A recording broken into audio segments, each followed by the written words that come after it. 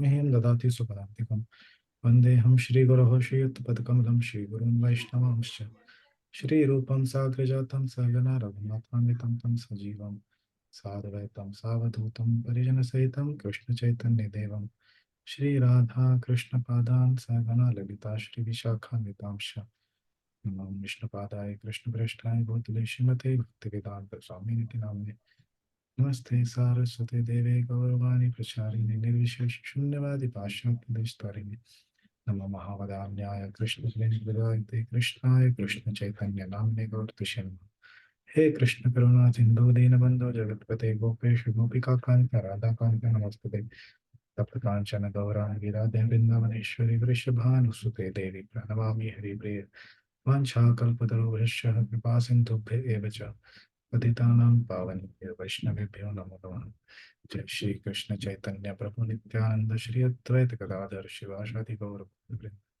Hare Krishna Krishna Krishna Hare Hare Hare Ram Ram Ram Hare Hare Hare Krishna. Thank you very much for joining today. We are discussing from Bhagavad Gita.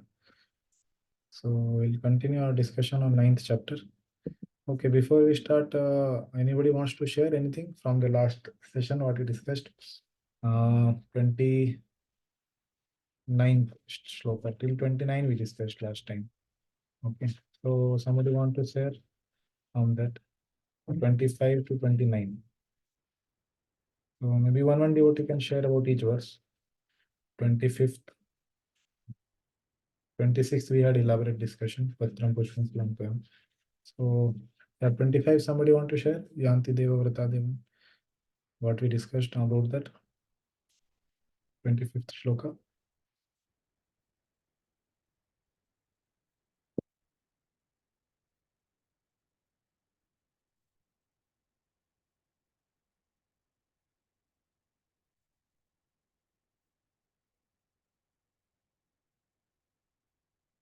Yes, Kishore Madhav, you want to share?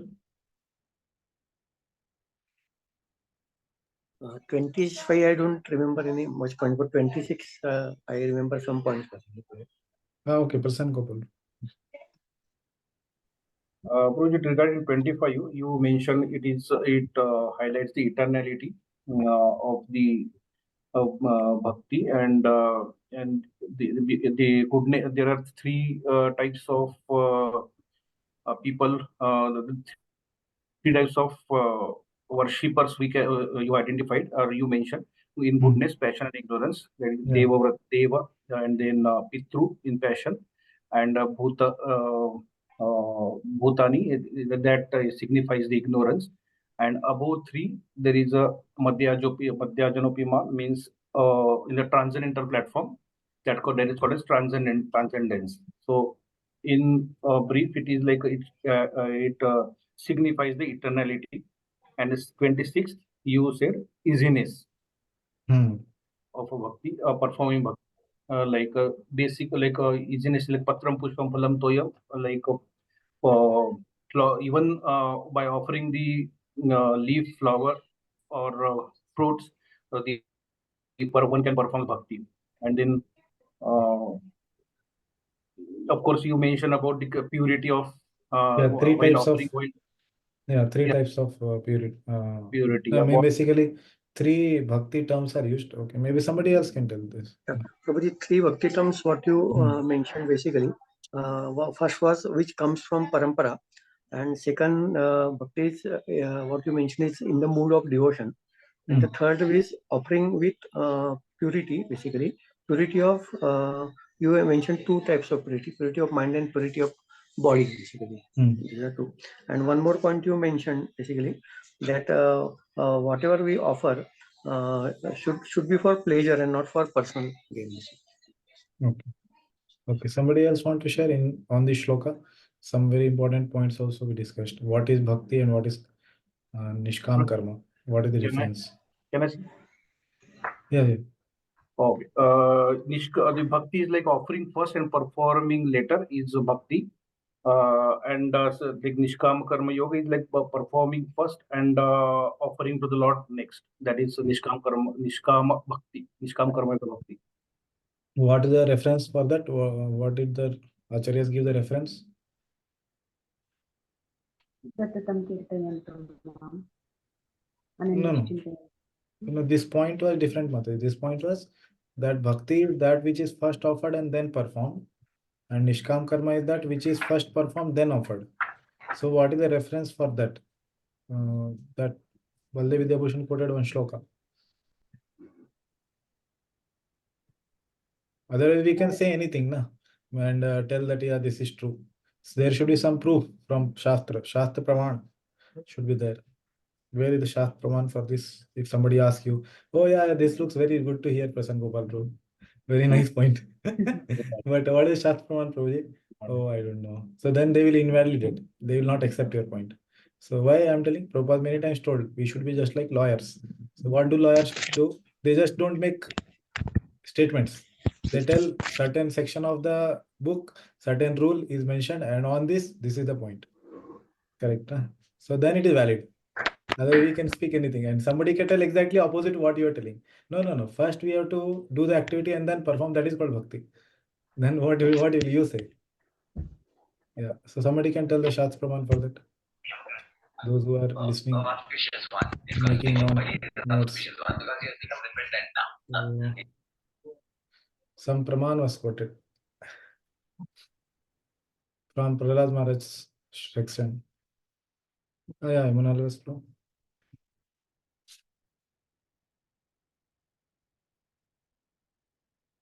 No, not here, not audible. Is it iti pumsarpita Vishnu bhaktischa? Yeah, that is, yeah. Bhavanalwas Pro, yeah. Yeah, same project. I was on mute.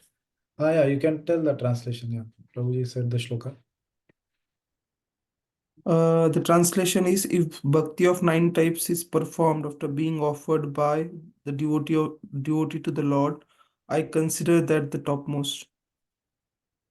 Yeah, so first offering is done, then performance. Okay, so that is what we have to explain. Iti pumsa arpita Vishnu. First arpita, first it is offered. Bhakti ched nava lakshana. What has to be offered? Bhakti which is constituted of the nava lakshana, 9 limbs. And then create bhakti adha tad manne adhitam uttam. So Prabhupada is saying, then kriya. Kriya word comes later. First arpita word comes. Okay. So 27th shloka, somebody want to share something? What we discussed?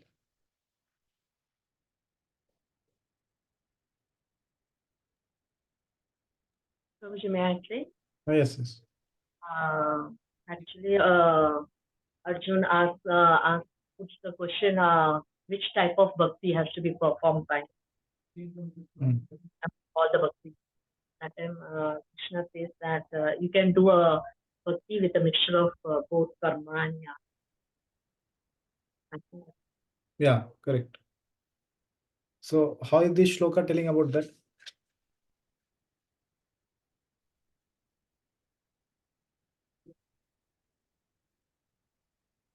Okay, somebody else want to share? How is this shloka telling about that principle that it is not Shuddha Bhakti? Here the priority is secondly given to the Lord. It has priority? Is secondly given to the Lord. There is a pinch of Nishkam Karma Yoga. Then Your volume is very low, Mataji. I don't know. Are others able to hear properly? Am I audible now, Prabhuji? Yeah. Now you can hear me? Yeah, little bit clear, little bit, yeah.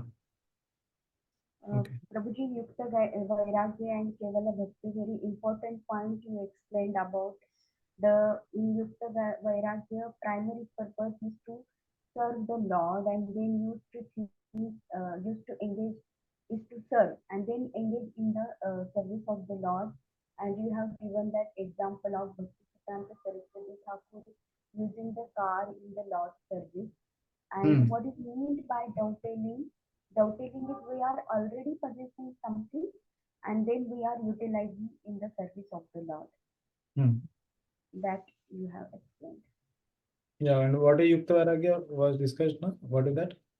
Yukta Vairagya is Kevala Bhakti, that is primary purpose is to serve the Lord and then utilize the things in the service of the Lord.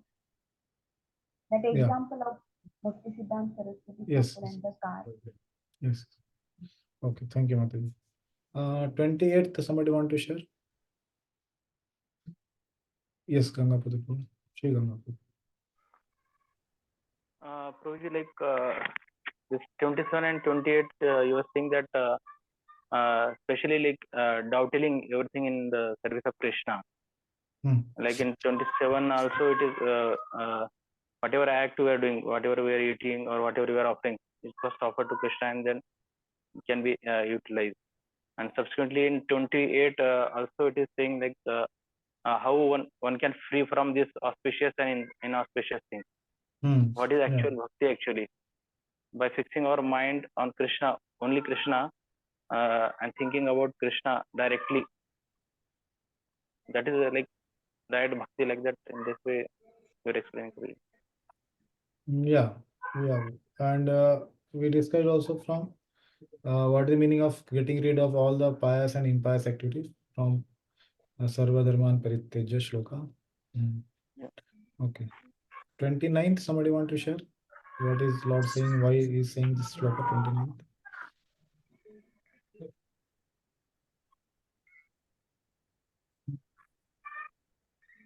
Who has not spoken can share.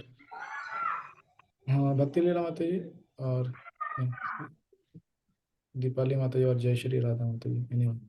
In Shloka 9.29 is here Krishna is equal to all, but specifically inclined to devotee. And he has some favor for his devotee. So the shloka says, Krishna says, nobody dear to me, but who can render service to me I'm having favor with them. And here also we also discuss as the Karma Yogi, Jnana Yogi, and Ashtanga Yogi. They surrender to Lord, but here devotees also surrender to Lord. Means surrender is different. Both surrenders are different. But here Lord say, I am equal to Lord, I am equal to all, but still I favor my devotees. Because Keval Bhaktas has only one motivation to please the Lord. Means his first is pleasing the Lord, and there is no special liking of theirs. And again, you told here the story of Akbar and Bilbar, where we saw that Akbar's love for his son, and he jumped into the water. Similarly, the Lord has special love for his son, means his devotee, and Lord himself come and protect his devotees. Then again, you save the different examples. Then rain's example, he will not partial to all. Means rain example, and rain sprinkle water all over the varieties of seeds. And also sun is also giving the sunshine to all, means to all or everyone. Again, yeah.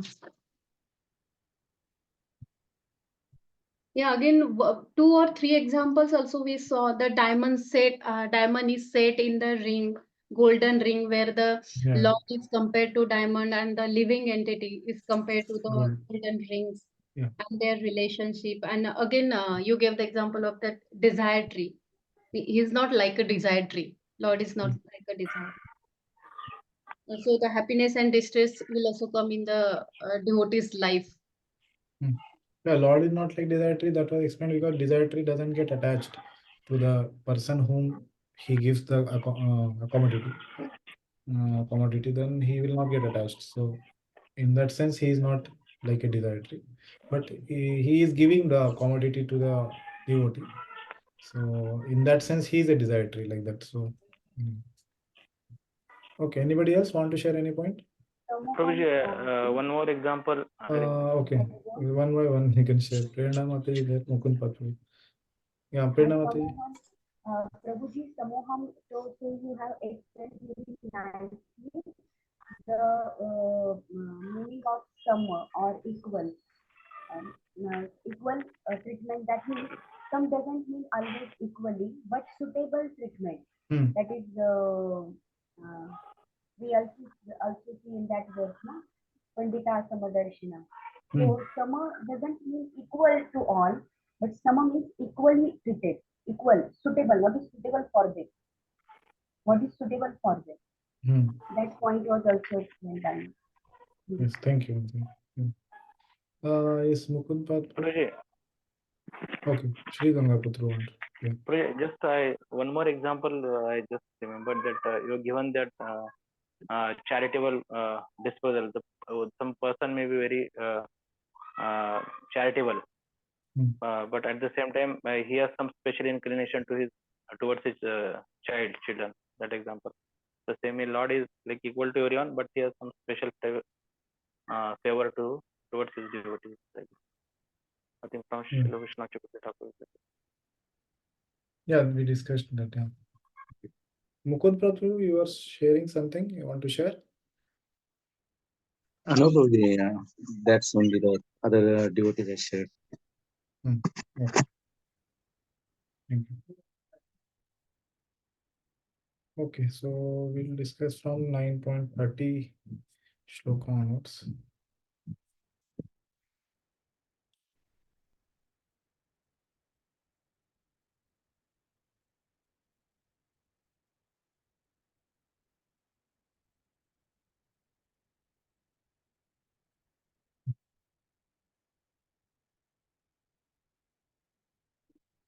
So actually, the section we are going to study is very, very important because as we discussed in this chapter is called Raj Vidya Raj Guhyam.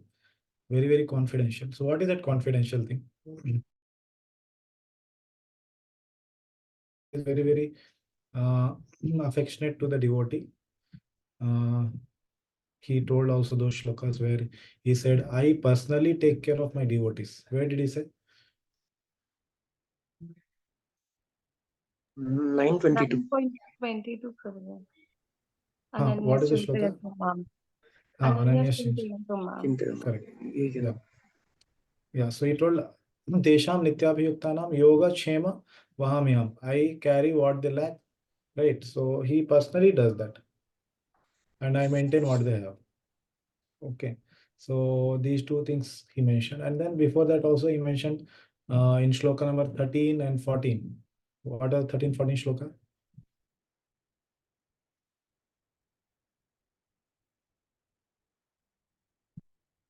About the Mahatmas, Prabhuji, who always take shelter of the Devi Prakriti, that is the spiritual energy of Lord, and they're engaged in worshipping Lord 24/7 by taking shelter of any of the 9 limbs of Bhakti. Yeah. So he was sharing that how they always constantly worship me. Okay. So these are characteristics of Mahatmas he discussed. So now going ahead in that section, basically, which is Vijnana. Vijnana aspect means description about his Chit Shakti. Chit Shakti means that which is internal energy. What is that internal energy? Is the process of bhakti, which is unmixed with jnana and karma. So now he is going to explain about this is Chit Shakti potency, Vijnana aspect, where he will describe how he loves his devotees, those who are sincere. Okay. So if you know, see the previous verse which we discussed now, Samoham sarvabhuteshu yo me dveshyati na priya. Ye bhajanti tu mam bhaktya. Maiteshu chapiham. So here Lord said, I am equal to all, but he told something, but those who are my devotees, I am in them and they are in me. So this part is going to be explained now, 9.30 onwards. Okay, how he is very, very partial to his devotees. Okay, now 32, 34, we are going to describe these 5 verses. How he is very, very partial to his devotees, basically. Even though he is impartial to all, but he is partial to his devotees. Okay, in what sense we will see. Apichet suduracharo bhajate mam ananya bhak sadhur eva samantavyah samyak vyavasito hi sah. Okay, somebody can read. Dipali Mata, you would like to read? Yes, bro.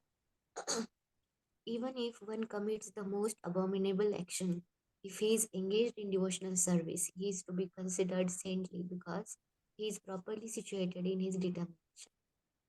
Yeah, thank you. So this verse has actually many contradictory statements, if you see. So what are the contradictions? So here it is said, even if one commits the most abominable action. One, who is that one Lord is speaking about? He is speaking about his devotee. Okay, so first contradiction, that how somebody who is a devotee, he can commit such action which are most abominable. That is one contradiction. And when if he's committing such abominable action, why does Lord say he is engaged in devotional service? He should say he is sometimes engaged. Correct. Huh? But Lord is not saying he is sometimes engaged in devotional service. And then he is saying he is to be considered saintly. So if somebody is committing abominable action, then he should not be considered saintly.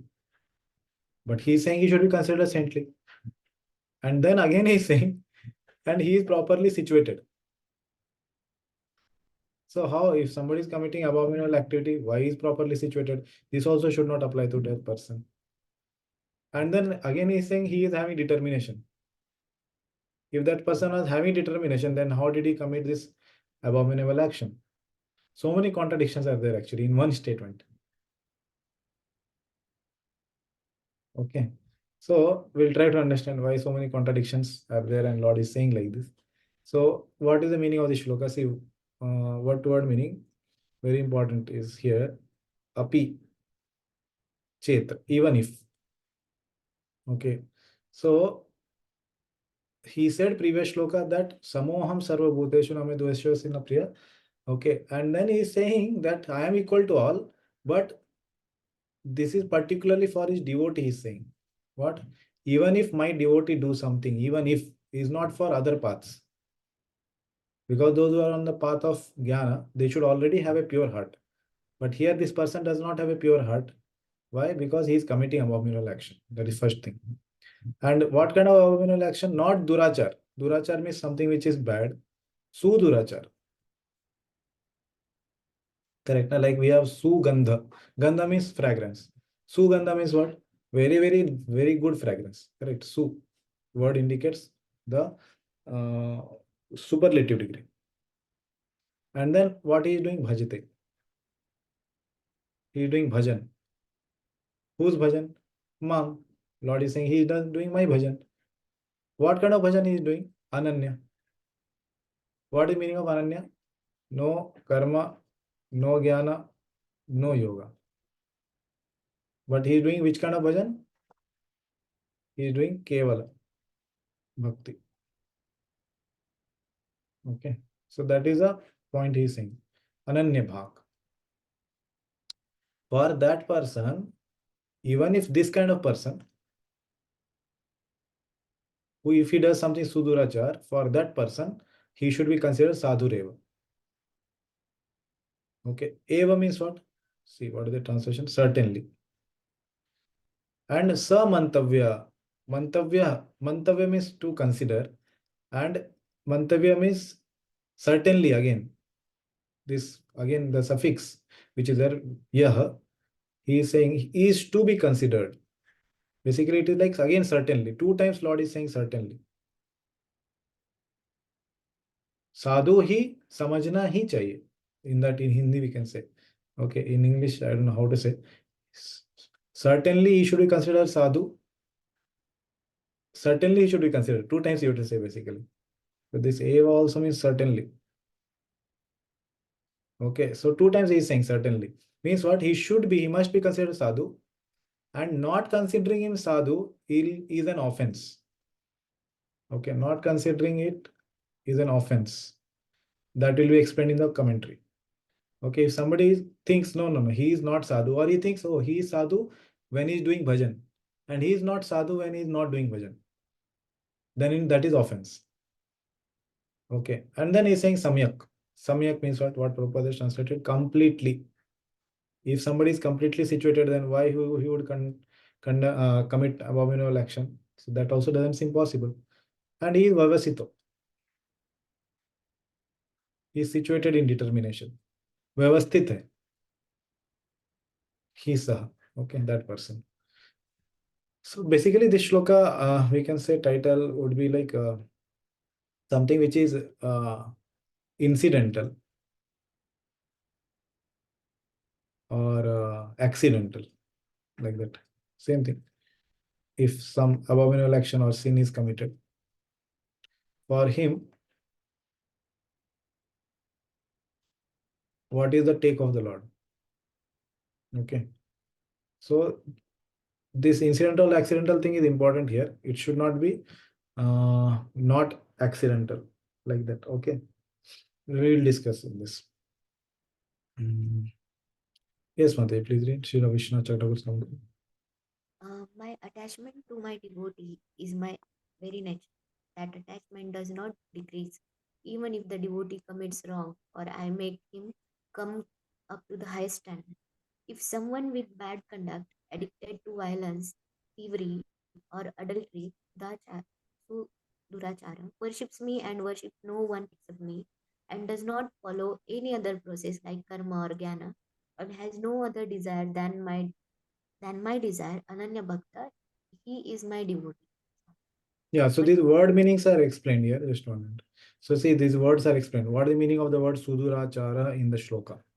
So if it is asked, we have to say, okay, someone with a bad conduct addicted to violence, thievery, or adultery. Okay, he is addicted. Okay, he is saying he is addicted. And then at the same time, what he does? He worships me. And what kind of worship he is doing? Ananya.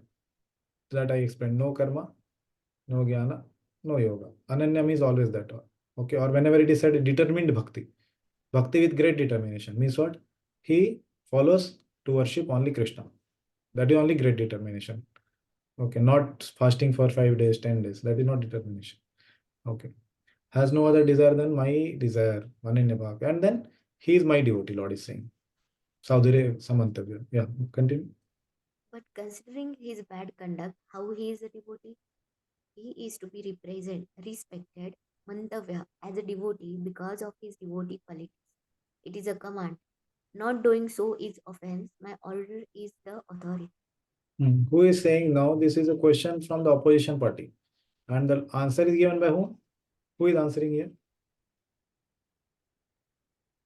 The Lord Himself. This is answered by the Lord only. This is not answered by Arjuna or answered by Vishwanath Thakur. This is answered by the Lord himself because he is seeing what the Lord is thinking while speaking this shloka. Okay, that is the understanding. So he is saying that considering his bad conduct, where is bad conduct mentioned in the shloka?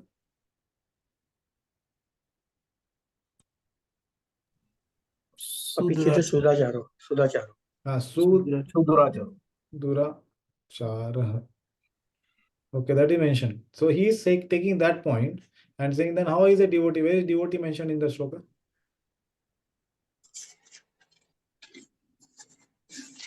Sadhu.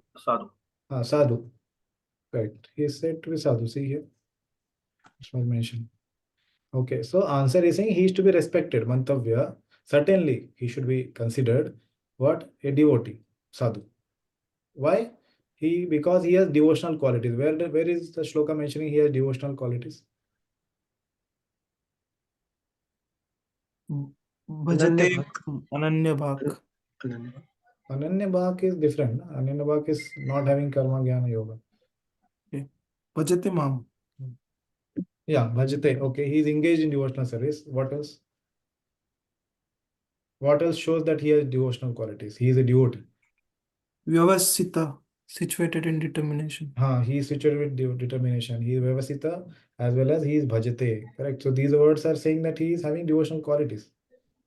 He is inclined for devotional service. Bhajate, Samyak, Vyavasita. All that things show he is devotee. And for him, not doing so is an offense. If he doesn't consider him a devotee, that is offense. And my order is authority, Lord is saying. Yes, Mati. So he should be considered a devotee in that portion where he worship you, and as a non-devotee in that portion when he commits adultery. No, he should be. Again, this is again question from the opposition. Okay. So, okay, you are saying, what you are saying? That he should be respected as a devotee. Okay, okay. I will consider him as a devotee. But should I not consider him only in that portion where he is doing your bhajan? Okay, yeah, answer. Yeah, please. No, he should be considered as a devotee. In all his parts, you should not see his bad qualities at all. Yeah. He is completely convinced. Samyak Vyavastita. He makes a splendid resolution. I will go to hell for my sins, which are hard to give up, but I will not give up dedicated worship to Krishna. Now, this is a very, very important point. Okay. We'll come to this. See, answer what the Lord is saying. Eva, that word he is taking. So he should be considered sadhur eva. Should be considered. Okay. In all his parts. That was the question, right? Which part? All his parts. You should not see his bad qualities at all. Okay. Why? That will be answered in the next verse. 9.31. Okay. You should not see his bad qualities at all. Okay. He is completely convinced. Now, what is the meaning of this word? Samyak Vyavasita. Okay. He is completely convinced. Okay. What is his conviction? This is the conviction. He knows that I have done some abominable activity, some sinful activity, but for that, what he is having resolution? I will go to hell for the sinful activity I have done, correct? For sinful actions, which are hard to give up. But I will not give up dedicated worship of Krishna. So, what is the meaning of this statement? Can somebody tell? He has two parts now. One part is that he is knowing that he is doing some sinful action. But what is his attitude for the sinful action? Acceptance of his sinful activities. Okay, acceptance. Okay, what else? Does he want to continue doing? He wants to give up, or he is not thinking about it? Yeah, Yamuna last one. Prabhuji, one attitude that we can understand here that he wants to improve. It's not that he wants to continue, but he wants to overcome that bad conduct and bad habits. But he wants to improve and make progress. Okay, yeah. Okay, thank you. Aruna, please. Prabhuji, here we understand this because of the Purva Sanskara, the devotee is still committing these abominable actions. But bhakti is so powerful that by the mercy of Lord, in the near future, he will be actually freed from these kind of bad tendency, and he will become a pure devotee certainly in some time. Yeah, miss, that is from the perspective of the person who is looking at him.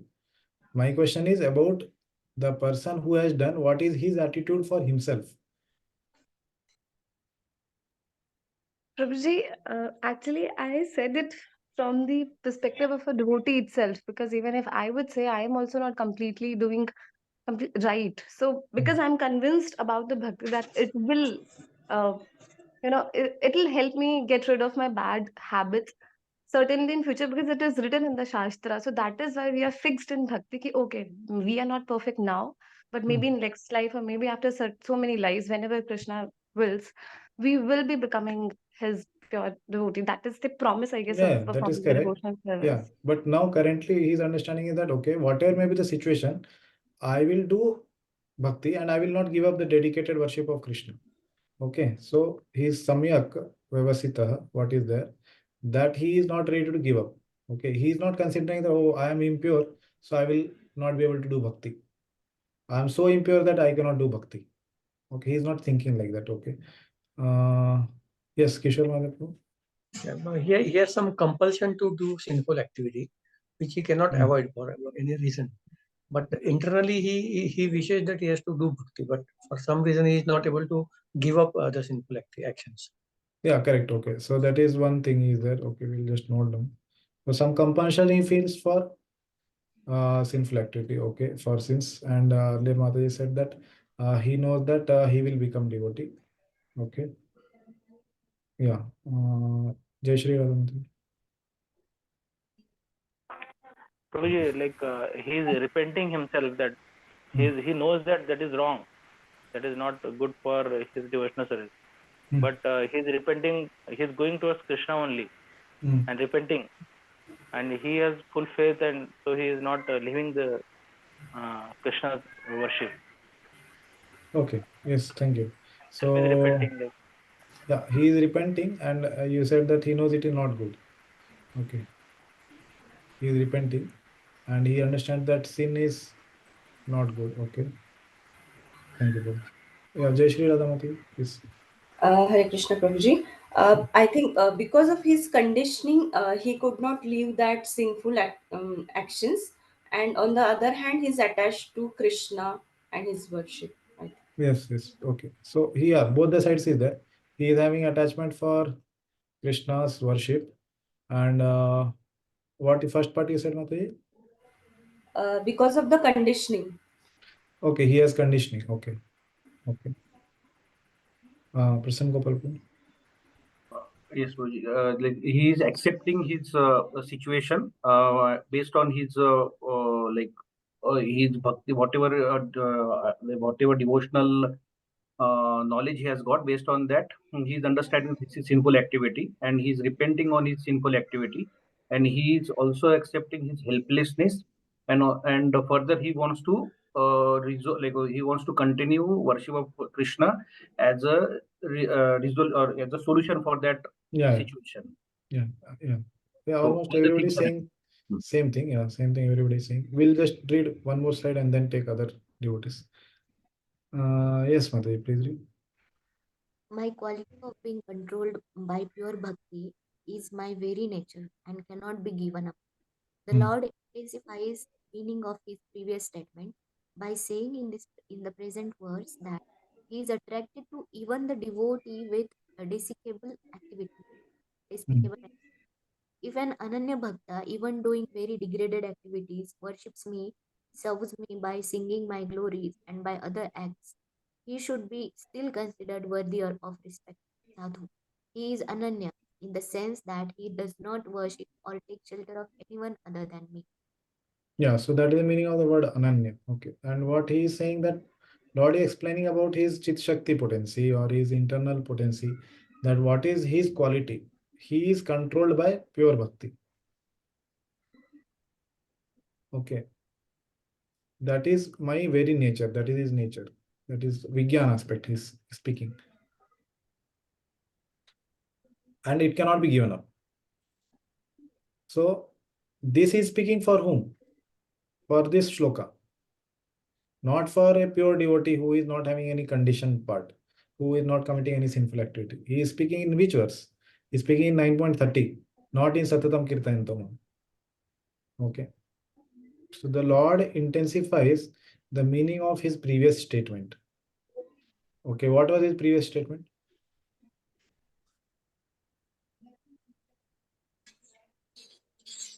That, sorry. Oh, yeah, who is speaking? Yeah, Yamuna respond. That like in the previous, I think it's referring to 9.29 verse where Lord is saying that, he's showing favor to his devotees or he's more inclined to his devotees. Now, what does he say exactly? Shloka or translation, whatever, you can say anything. Just a second. Yeah. He's saying that I envy no one, nor I am partial to anyone. I am equal to all, but whoever renders service unto me in devotion is a friend, is in me, and I am also a friend to him. Yeah, so which part is referring to from the previous shloka? Okay. Which part of the translation you read is he referring to here? Maite Teshu. I think Suvidha Mataji wants to answer. She can speak. Yeah, you wanted to answer, Mataji? No, Prabhuji, I thought it's maybe whoever renders devotion service is a friend. Yes. Yeah, last part, actually, that what he's saying, na, that his friend. So what is the shloka saying? So, Maite Teshu Chapiham, I am in me and they are friend in me, Prabhupada is saying. So that part he is saying that how he is very, very attracted to such a person who is doing bhakti. Okay, he renders service unto me. Ye bhajanti. Okay, so that word is bhajanti. Word refers and it indicates that he is friend to those persons. Okay, So that statement which is there in the previous shloka is intensified in 9.30. Okay. And what is he saying now? By saying in the present verse, what is the statement? That he is attracted to even the devotee with despicable activities. So where is it mentioned that he is attracted in the shloka?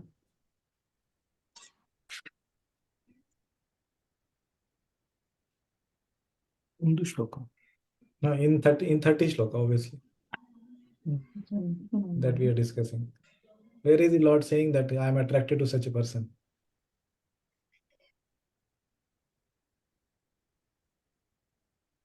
You won't find exactly that word. But what is indicating that he is attracted to this person? I am in there. No, 30. Shloka number 30, bro. Considered saintly, Prabhuji. Is that the word? Yeah, sadhur eva. Two times he told, na, certainly. Sadhur eva, that was certainly. And also he said mantavya. That is also means certainly should be considered. Sadhu hi manna hi chahiye. So he is emphasizing on that fact that he should be considered saintly, must be considered saintly, certainly. Okay. So, and then where is he saying, okay, what is statement? That he is attracted to even the devotee with despicable activities. So very despicable activity mentioned in the shloka? That Is only it one word. Sudurachara? Yeah, obviously Sudra. only one word is there. Sudurachara. Yeah. Okay. So that is the point here. So he is speaking now about the Vigyan aspect. That how he is so much attracted to the devotee. Why is attracted? Because the bhakti is in his heart. Okay. But at the same time, he also has some conditioning because of which he does sinful activity. Okay. So Lord is ready to oversee. Oversee means he is ready to neglect or consider it that it will go away in some time. So we will discuss in the next shloka also. But he is considering that he is wanting to give up such activities. Okay. So that is situation for all of us. Like for all of us also, all of the devotees who are seniors to us or those who have been guiding us, they have been considering, because of that we are able to progress in bhakti. That okay, whatever are the bad qualities or the negativities in this devotee, in all of us, that is something which we want to give up by the practice of bhakti. And by that encouragement, we are also able to go ahead in bhakti. And when it comes to us, we also should practice the same thing when we see others. Okay, considering them, also giving them benefit of doubt, basically. That okay, they may have some bad qualities or bad activities they may do sometime, or they may have some conditioning. But if we don't oversee it and we neglect that and encourage their positive side, they will not be able to overcome and practice bhakti. So that is what principle Lord is teaching from this shloka also, that one has to consider that these negative qualities will go away in time. Okay. So Srila Prabhupada gives very beautiful example there, that just like a person stands in a shower, so he may be dirty now, but because he is under the shower, it will be in due time that he will be cleaned.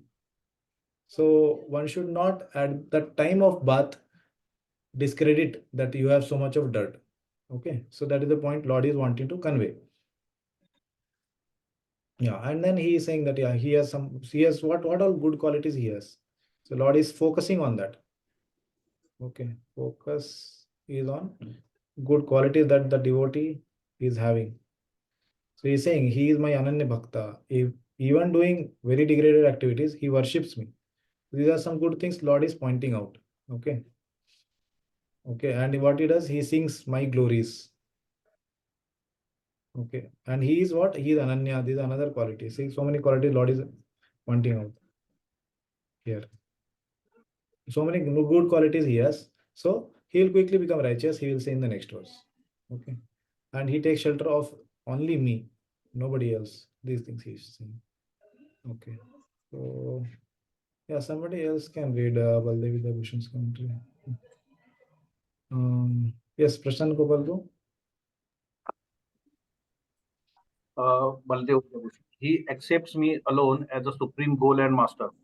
The word eva, sadhur eva, means he is worthy of worship in any case. Therefore, one should accept this fact, mantavya.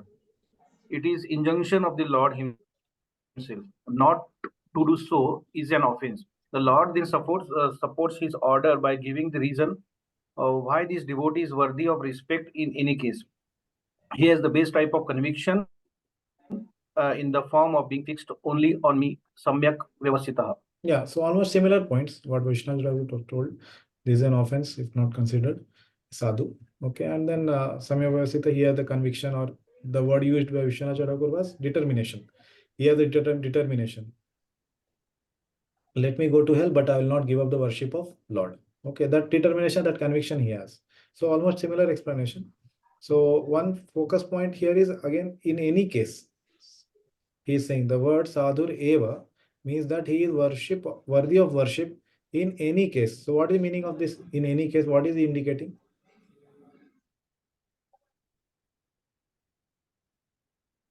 What is this indication from Vishwanath Thakur's commentary we read? Prabhuji means in all situations, like not Yeah. that proportion explanation you gave. Yeah, Not, not saintly only in the portion where he worships, but he is not saintly when he commits degradable activities. Okay, in all portions. That was used by Vishwanath Thakur, in all portions. Okay. Why? Because his faith is pure in all portions. Okay, he has pure faith. What is that pure faith? Kevala Bhakti. Correct. He is Ananya. He has pure faith in all those situations. Okay, but at the same time, he may have some anartha. Okay, but there are anarthas. So if you remember, there is a shloka in the Bhagavad Gita, and Arjuna is saying that atakena prayuktayam papam charati purusha, and he says baladivad niyojita. So I want to focus on baladivad niyojita. So somebody is forcing me, as if taking me through the neck to engage into some abominable activity. Okay, so he's saying that what is there inside me that is pushing me something to do which I myself don't want to do. See, the statement is the somebody within me is pushing me to do something which I myself don't want to do. So what is he referring to? Anichanapi varshaneya. Even though anichan means I don't want to, मेरी इच्छा नहीं है करने की. I don't have desire to do it. But somebody is from within pushing me. Baladivat niyojita. Niyojita means engaging me. So what is he referring to here?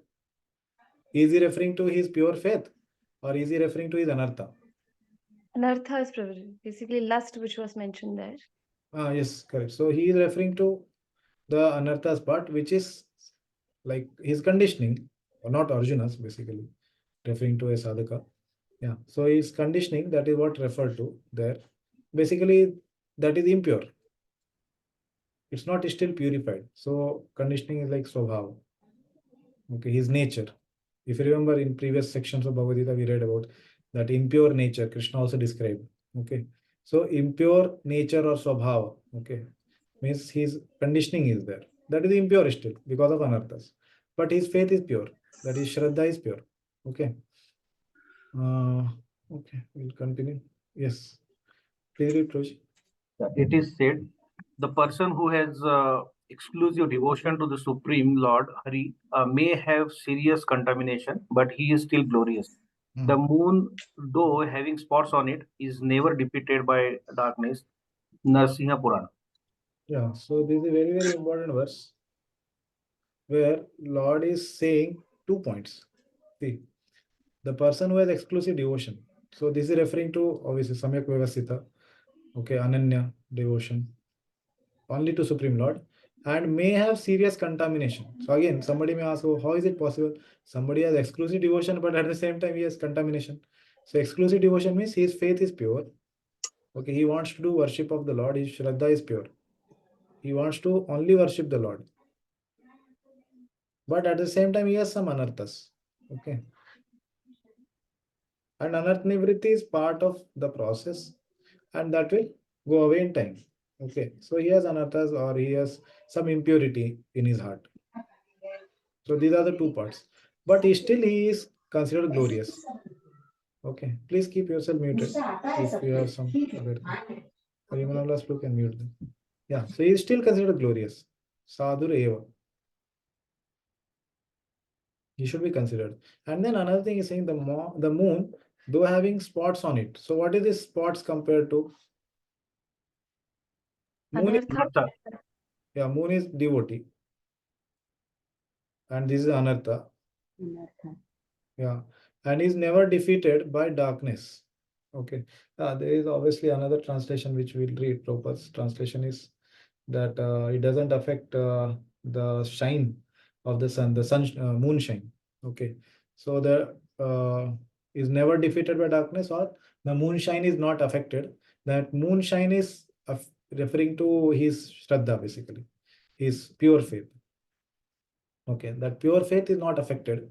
That faith remains pure, but it will remove the anartha in due time. Okay.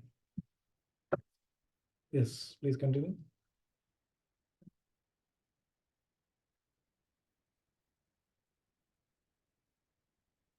Okay. Srila Prabhupada's commentary. Okay. Somebody else can read. Jai Shri Radha Mataji, would you like to read?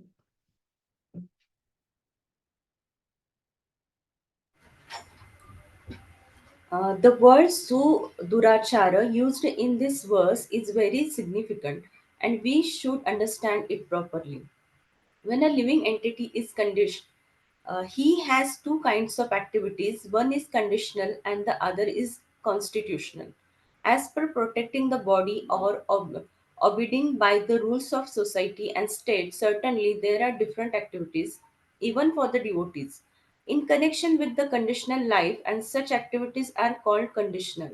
Besides this, the living entity who is fully conscious of this spiritual nature is engaged in Krishna consciousness or the devotional service of the Lord, has activities which are called transcendental. Yeah, you see, Prabhupada also has told two parts of his personality. Okay, so one part he is calling the conditional part. Another part he is calling is transcendental part.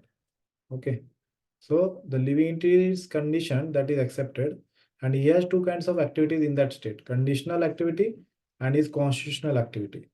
Okay, so what is this conditional activity? He's saying abiding by the rules of society or state. Okay, which is suiting his swabhava or nature, basically varnashram. And certainly there are different activities even for the devotees.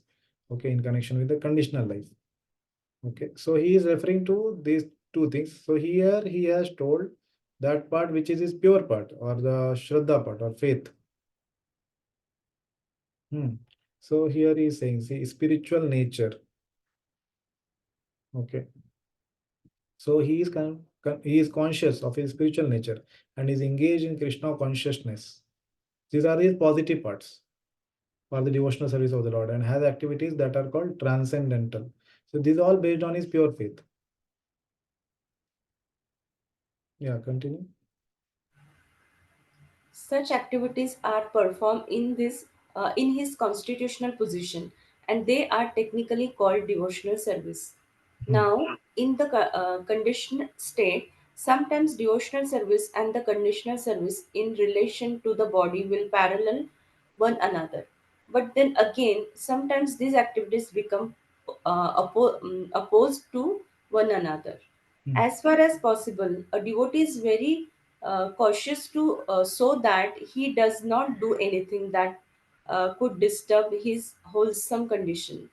He knows that perfection in his activities depend on his progressive realization of Krishna consciousness.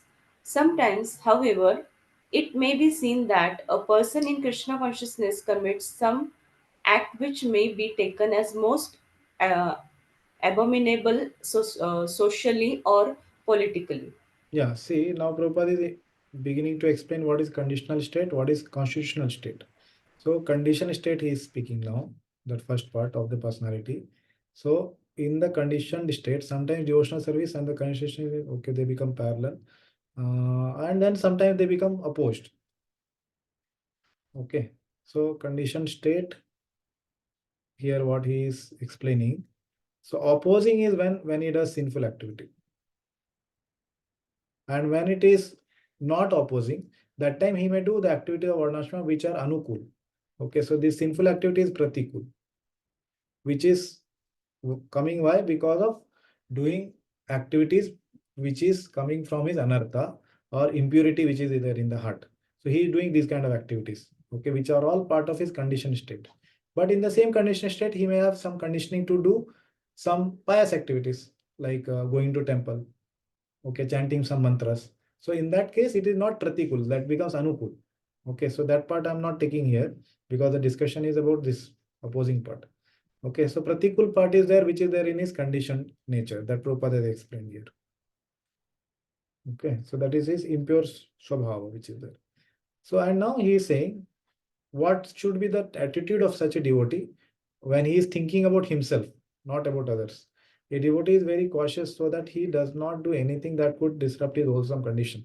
So he is talking about that same thing, whatever that is we quoted earlier, Atakyena Prayuktayam. So Anichannapi Varshnaya Baladivat Niyojita. So sometimes there may be some activities he may do, even though he is very cautious, but he may get engaged in some activity because of his anartha. Okay, and he knows that perfection in his activities depend on progressive realization of Krishna consciousness, and he doesn't take up to any other process. He understands that the atonement, okay, this will come in next shloka, atonement part. I'm just saying here, atonement is what? Just doing the 9 limbs of bhakti. Okay, so that itself is atonement for him. He doesn't have to do any separate atonement. Prayashchitta is not required. Yeah. Yes, please read. But such temporary fall down does not disqualify him.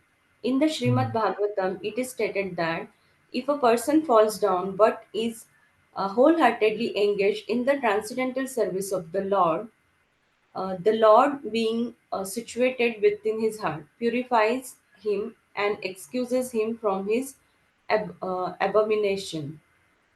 The material contamination is so strong that even a yogi fully engaged in the service of the Lord sometimes becomes uh, en- ensnared. But Krishna consciousness is so strong that such an occasional fall down is at once rectified. Therefore, the process of devotional service is always a success. Yeah, so now here that's what Prabhupada is saying about the part which we discussed earlier.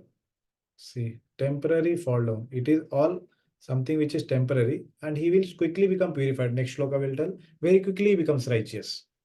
Okay, and this kind of thing does not disqualify him from what? Disqualification is not from what process? Bhakti. Yeah, so that is bhakti actually. So he is doing bhakti. How do you know? Shloka itself is saying bhajan, bhajate, bhajate mam ananya bhak. So he is doing bhajan. So it doesn't disqualify him from this. But what kind of temporary fall down it is? So here Prabhupada is told. See, okay, this is how this from 11th canto basically. Shloka is quoting. Okay, this shloka is Swapad Moolam Bhajata Priyasya. So you can refer it later. Swapad Moolam. Okay. So that shloka Prabhupada is quoted here. So he's saying the material contamination is so strong that even a yogi fully engaged in service of the Lord. Basically, this is Bhakti Yogi only. This is not Karma Yogi or Jnana Yogi because that is not talked about in this shloka. Because Karma Yogi, so not Karma Yogi, Jnana Yogi cannot start only the process if the heart is contaminated. Okay, the qualification to start Jnana Yoga is purity of the heart, full purity, no contamination. Okay, so in the service of the Lord, sometimes becomes ensnared. And again, what is used? Occasional fall down. Okay, but Krishna consciousness is so strong that such an occasional fall down is at once rectified. So these all are actually referring to not is not his nature. Okay, it's not something which is intrinsic. Okay, not intrinsic.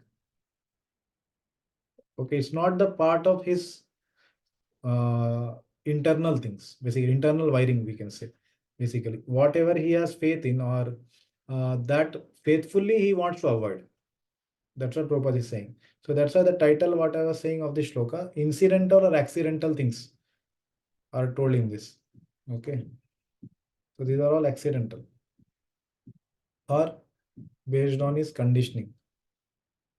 Okay. So by faith he wants to avoid, but somehow it is happening because of his previous samskaras. Okay. Therefore, the process of devotional service is always a success. Okay. Yes. Please continue. No one should deride a devotee for some accidental fall down from the ideal path. For, as explained in the next verse, such occasional fall downs will be stopped in due course as soon as a devotee is completely situated in Krishna consciousness. Therefore, a person who is situated in Krishna consciousness and is engaged with determination in the process of chanting Hare Krishna, Krishna Krishna, Hare Hare, Hare Ram, Ram Ram, Hare Hare. Hare should be considered to be in the transcendental position, even Yeah, if by actually, chance. he is there. Yeah. Yeah. Yes. Even if by chance or accident he is found to have fallen. The word Sadur, Sadhu eva. Sadhu Sadhu, eva. his saintly, are very emphatic.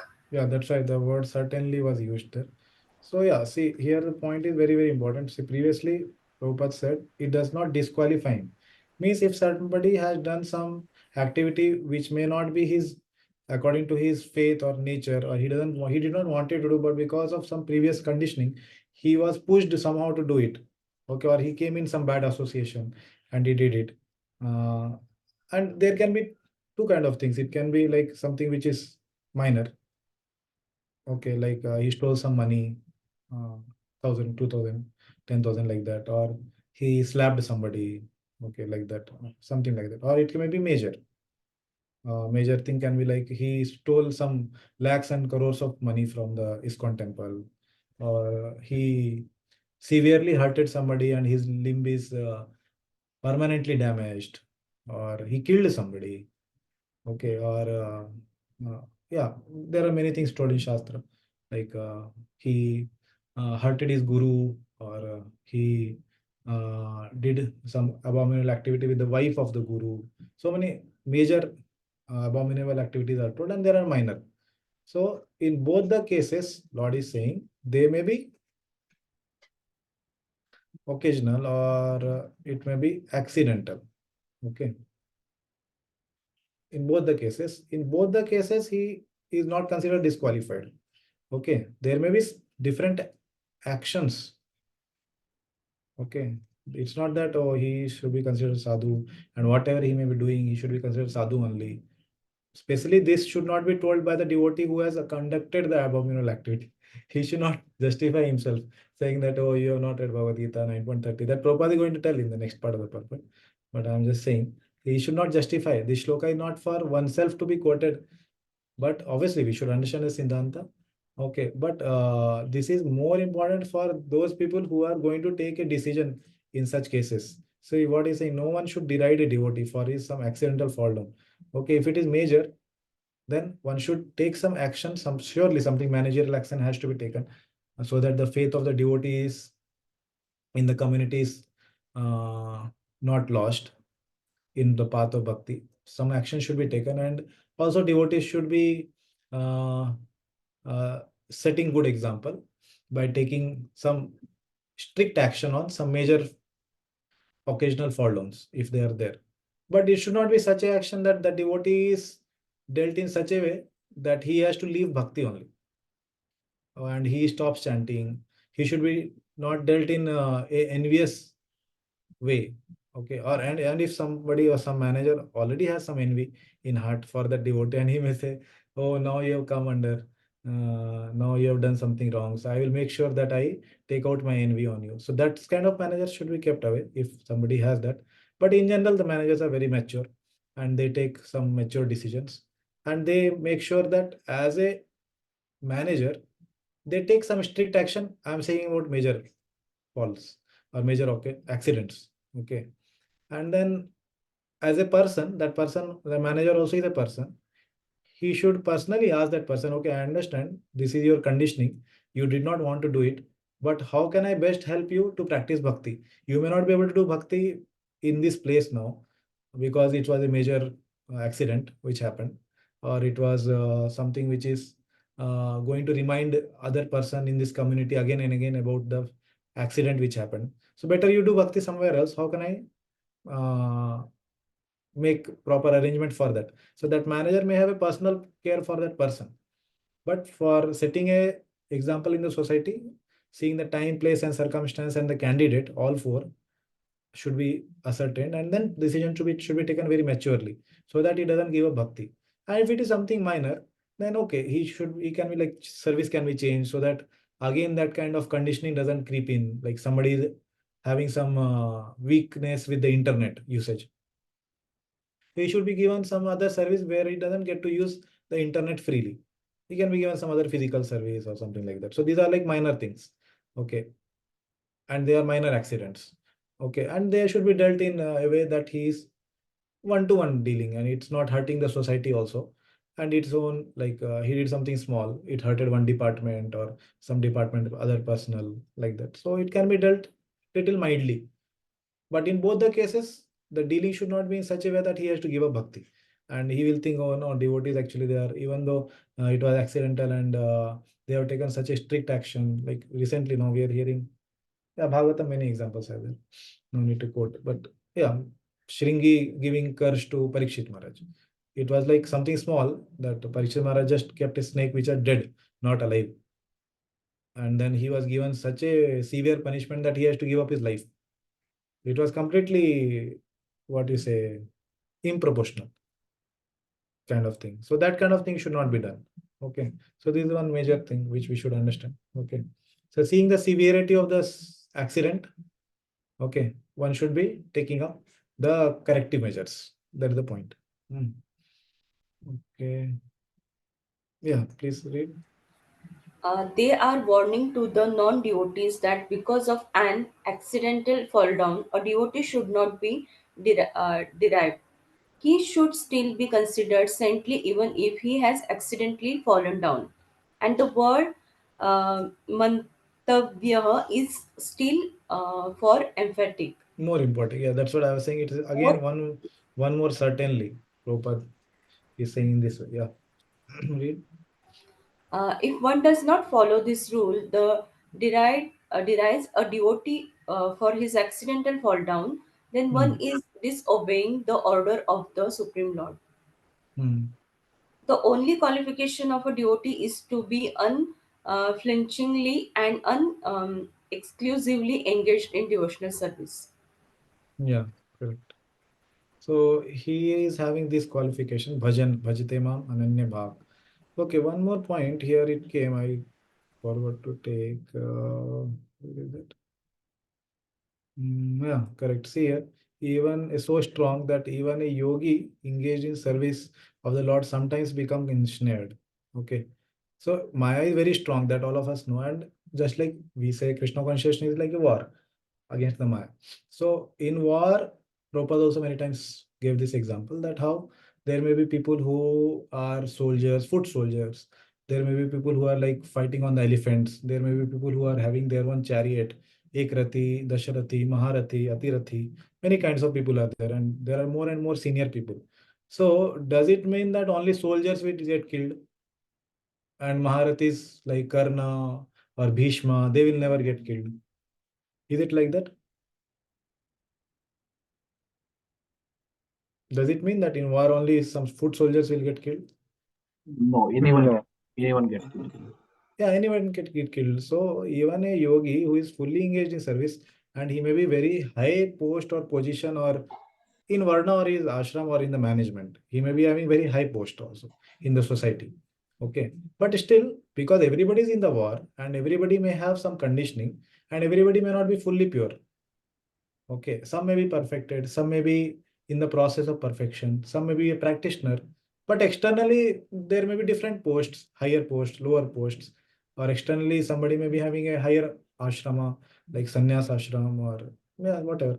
So externally things are there, but internally also things are there. So the understanding we should have when we see some examples where somebody who is very strongly practicing, or he's supposed to be practicing, he's supposed to be very advanced because of his post or position in the society, and we may see something happening, we should understand, okay, it's not disqualifying him from his bhakti. He is still qualified because it was a temporary fall down. It was something which was because of his material contamination. He did not want to do it, but because of the anarthas which are pushing him to do some certain activity because of his vasanas. Vasanas means sinful impressions because of so many lifetimes which are there, and sometimes it may become very strong in bad association. So he might have done something, even though he may be having very great post and position.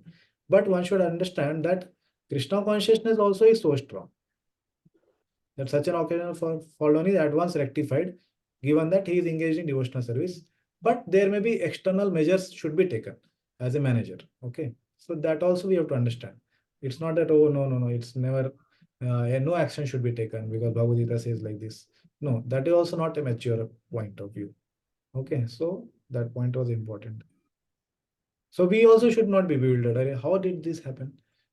He was such a great personality. He had so many followers. He had so many disciples. How did this happen?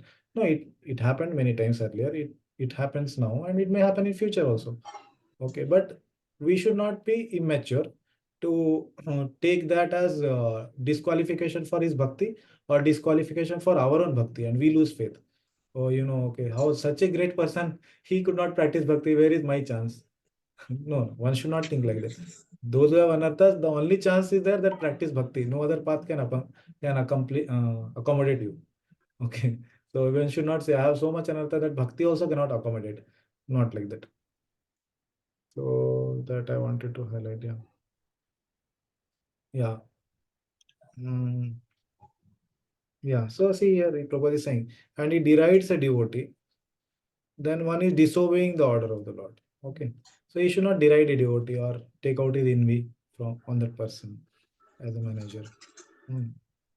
Yeah, you should be unflinching. And then he quotes the same shloka from Narsimha Puran that Baldevi Dabhushan quoted. So yeah, the translation you can read. The meaning is that even if one fully engaged in the devotional service of the Lord is sometimes found engaged in the abominable activities, these activities should be considered to be like the spots that resemble the mark of the rabbit on the moon.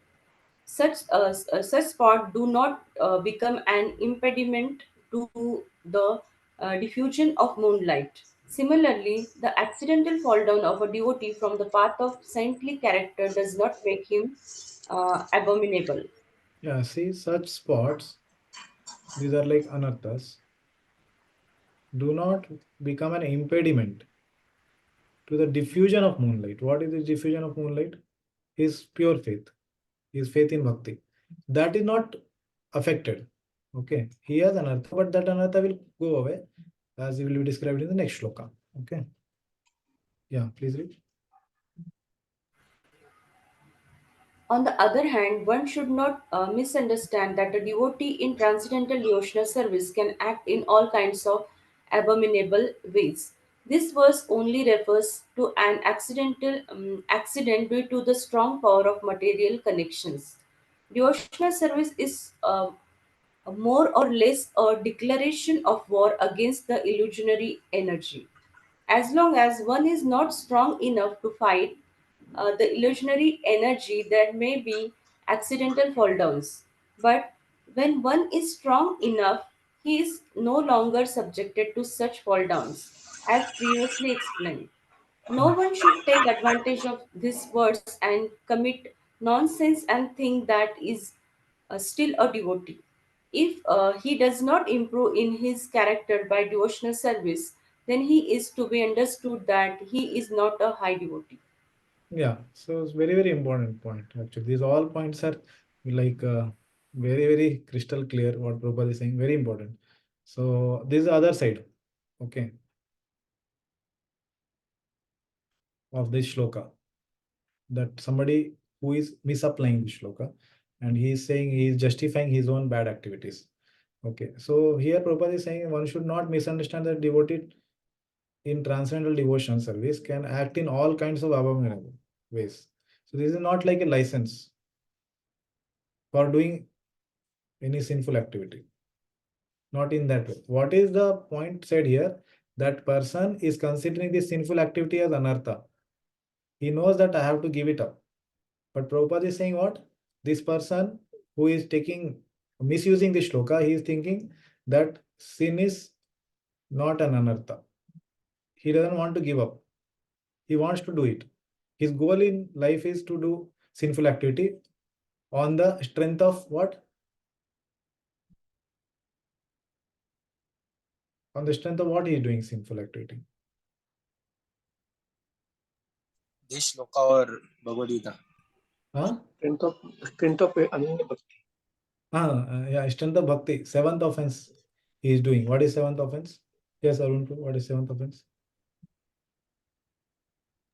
Commit sinful activities on the strength of body names. Commit sinful activities on the strength of the holy name. Correct. So that's what he is saying. No one should take advantage of this verse and commit offense and think that he is still a devotee. So doing seventh offense is a bigger offense, is the biggest offense basically. Okay. And if he does not improve his character by devotional service, then he is to be understood that he is not a high devotee.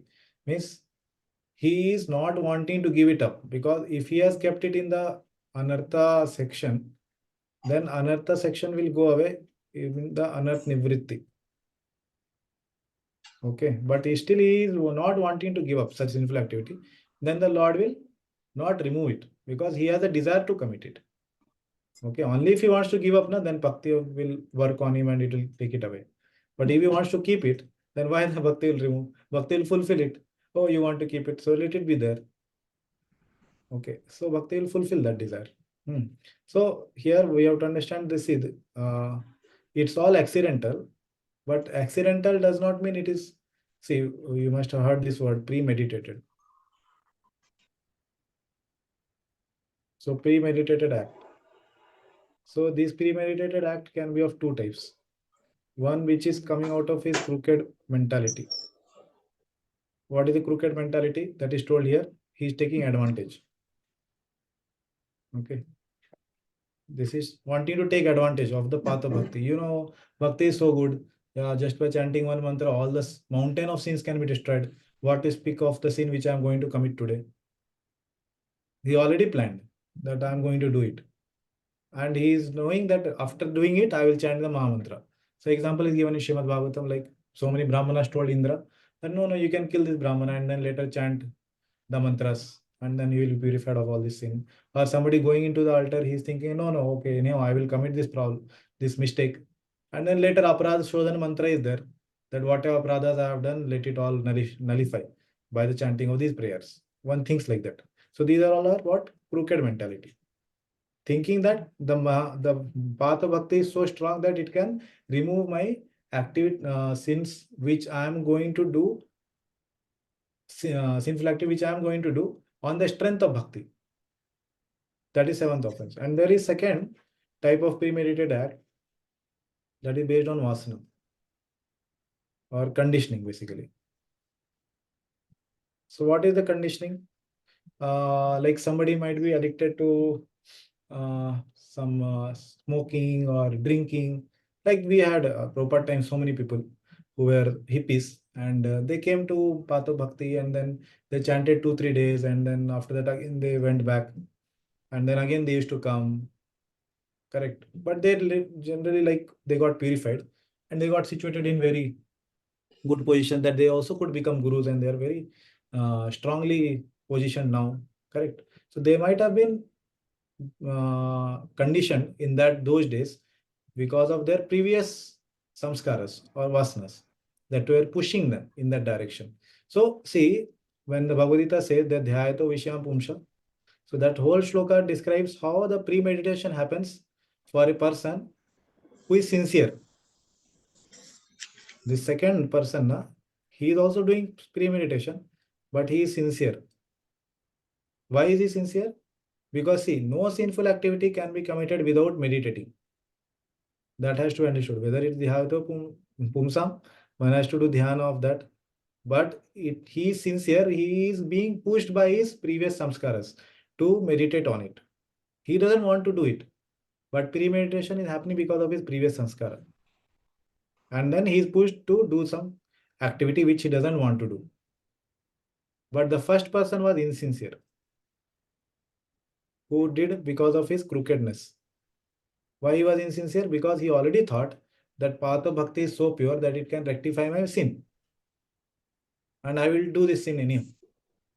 So there is a big difference between first premeditation and second premeditation. Second premeditation is because of his force of conditioning, that, oh, you used to drink earlier so nicely, now you are not drinking, or he came in the association of those friends again. And then he happened to do it again. So that kind of premeditation is not considered, which is insincere, or taking the path of bhakti and then using it as a viper to clean the house or clean one's own sinful activity. Like we do, na? We take a mopping cloth and clean the floor. So he is not using bhakti like that.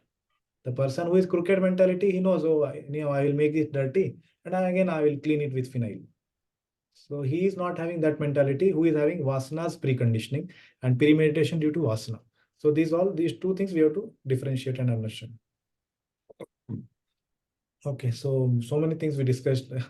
If there are any questions, we can take, because we want to complete at least this 30 and 31. Okay. Yes, Shisham bro. Prabhu, this particular shloka deals with devotees who are simultaneously Sudurachari and Ananya Bhakti also, basically. So here Krishna said that he will take care of such devotee if he falls down. But on the other side, we see example like Ajamila, who is Sudurachari, but he is not Ananya Bhakti also. But just by simply indirectly chanting also, he is also taken care of Krishna, basically, by Vishnu Dutas. Yeah, so if somebody is not doing it knowingly, still it is taken care, then what to speak of somebody who is doing it knowingly? We have to understand like that. Yeah. Second question, Prabhuji, I was, see here, the shloka says that this is applicable for people who are Sudhuchari and Ananya Bhakti also. But earlier I used to understand this shloka like that. Suppose someone is Sudhuchari and previously, and afterward he starts making Bhakti basically. Then, then also this would be equally applicable. Then there is no question of this. He is already overcome that stage. See, you are speaking of that stage where he is having both parallelly, but now he has already given up all the sinful activity and he is already a high devotee. So you are speaking of the next stage where Prabhupada is saying he is not a high devotee if he is doing it again and again. Okay, so he is already given up, you are saying. So yeah, there is no question of this shloka then for him. Okay, yeah, Aruna Mataji. Prabhuji, you mentioned there is in Prabhupada is writing in the Srimad Bhagavatam. You said it is mentioned in Canto 11 Bhagavatam. Can you please tell us the exact verse number? If you know. That verse number is, I think, going to come here. Canto. Prabhuji, I have made a note of that. It's Srimad Bhagavatam, 11th canto. That Narad Muni one, Prabhuji, which, 11.5. Put it, it's on the screen. Yeah, this one. It's going to come. Okay, Prabhuji. 11.5. Any other question? Anybody else? Prabhuji, I have a question. Yeah. Sorry, yes, Mataji, you can continue. I'm so sorry. Yeah. Actually, Prabhuji, it is somewhat clear, I guess, but sometimes we saw so many things happening in our temple or around us. So I was just thinking, I don't know if I can explain my question well. Yeah, without taking names, you can explain. Yeah, the principle, whatever. Yeah. I'm not taking any names, Prabhuji. My intention was just to protect our faith sometimes, also to keep a watch on us, and plus also to protect our faith, because we see so many things happening in our around us, and we do not have control over that. But still, our faith, at least in my case, sometimes it happens that the faith sometimes shakes, because you feel hard to believe that who to believe actually. and Hmm. also to save ourselves from committing offenses by having any thoughts or by judging others. So, I mean, I'm not able to still understand. I mean, I'm sorry that I'm not even able to explain well what I'm trying to ask, but this is some, you can say, some abrupt or sort of blurs a question I'm having in my mind, that how to protect ourselves. I mean, just understanding Yeah. this and Okay. still, you So know, yeah, keeping watch on our mentality also. Plus, especially in this case, which you said, no, the crooked mentality, the people who actually deliberately commit, I mean, some things and they are practicing also. yeah, see, we don't have to go examining anyone whether he's doing out of crooked mentality or it's like because of his conditioning. We don't have to examine anyone. We have to give the benefit of doubt always that he is not crooked. And if something happened, we have to encourage him that actually you did not want to do it, but because of your conditioning, it happened. And generally, nobody as a devotee would be wanting to do it, because nobody will become a devotee for committing sinful activity as such. So generally, 99.99% devotees always would be like wanting to give it up, but because of big conditioning or small conditioning, big activity or small activity will happen. Okay, so that is one part of the answer. Another part of your question is you don't want to commit offense by examining. That is one part. Second was like you said, how we could identify or uh, how we should not be cheated kind of thing. If we have put faith in somebody and then suddenly something else comes out. Is that your question? No, Prabhuji, I think, Yeah. I don't know, but mainly to keep a watch on ourselves, because sometimes like we also do not know what we are thinking and how do we act. So Yeah. mostly it is about keeping watch on ourselves, that okay, it is about judging others at the same time. Okay, we can still think, okay, let me not just give any thought about it, but how to keep a watch on ourselves sometimes. Because the crooked mentality now, because when will it come? I don't know. I do not have any incidents as such now, but just one example, if I see, like, if suppose I'm seeing somebody who's doing the same thing over a period of 6 7 years now, so how should we understand whether that person's contamination still there and it will still go in the I mean, that I'm talking about a devotee who's very close to me. That is why I'm asking this question. So Yeah, will it be that watched off over the period of time, Prabhuji, or it is yeah, just because that is going to come in the next verse. It's going to come if somebody is not able to give up such sinful activity till the end of his life. Should we consider him as a devotee, or what should be our attitude to him? That's going to come. All right, Prabhuji. Means he is doing same sinful activity whole life. He wanting to give up, but still he is not able to give up, and he's continuing to do it again. What should we think about him? That is going to come. Okay. Yeah. So when it comes to that part of question, like whom we should put faith in, that we don't get cheated, not cheated in the sense like that, in materialistic sense, but our faith is not harmed. If we have put faith in somebody, but our faith is harmed because that person did something which we never thought of that he would be doing. In that case, we have to take shelter of Shastra and identify when we are putting faith in him, what kind of faith we can put in him. So there are explanation in the Shastra, especially Bhakti Rasam Sindhu, who is a Kanishtadhikari, who is a Madhyamadhikari, who is Uttamadhikari, and that level of faith we can put in them. So if it is our responsibility that we study the Shastra and understand which person is at what level and what kind of faith we can put in them.